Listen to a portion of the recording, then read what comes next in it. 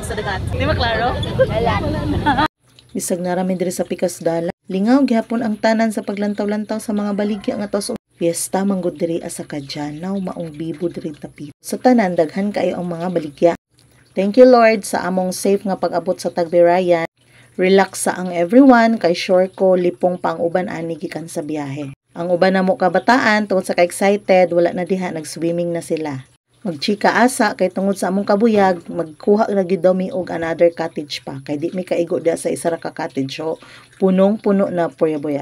Ug amo po dayong hulaton ang among pro-president ug ang tibok pamilya kay wala pa man gyud diri naabot. Kami lang man ang nag-una. Ug kay miabot naman sila nana po diri sa Pikas Cottage ituloy ang mga story. Part na ni siya sa other matters ug open forum kung nag-meeting pa. More chikas, more fun. Murag ako jud ang ni-action ani kabalaka ba kay murag wala niligo mahitabo aning tungura. Murag sige na lang gyud ni ginistoryahanay.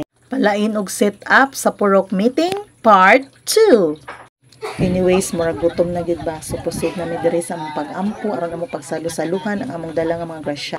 Thank you Ginoo sa among kalampusan. Salamat sa among pagtinabangay. Ug labing dahang salamat sa celebration namo karong adlaw. Mga unata.